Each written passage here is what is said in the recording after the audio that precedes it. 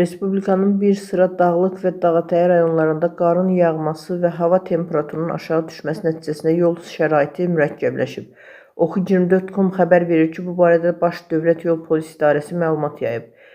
İdarə xəbərdarlıq edib ki, axşam saatlarında temperaturun daha da enməsi səbəbindən yol örtüyündə gizli buzlaşma ehtimalı artır ki, bu da qəza riskini əhəmiyyətli dərəcədə yüksəldir.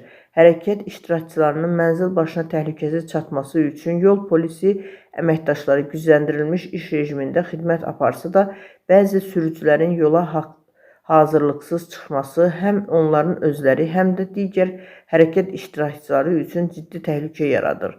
Baş Dövlət Yol Polisi İdarəsi axşam saatlarında yol şəraitinin daha riskli olduğunu nəzərə alaraq, sürücüləri səfərlərə çıxarkən axşam saatlarında yol şəraitinin daha təhlükəli olduğunu unutmamağa, qış mövsümünə uyğun təchiz edilməmiş, xüsusilə şinlərin protektor hündürlüyü normadan az olan, işıqlandırma və isitmə sistemləri nasaz avtomobillərlə riskli istiqamətlər üzrə hərəkətdən çəkinməyə, körpülərdə, sərt döngələrdə, enişli yoxuşlu və buzlaşmaya meyilli yol sahələrində axşam saatlarında daha yüksək diqqət və ehtiyat göstərməyə çağırır.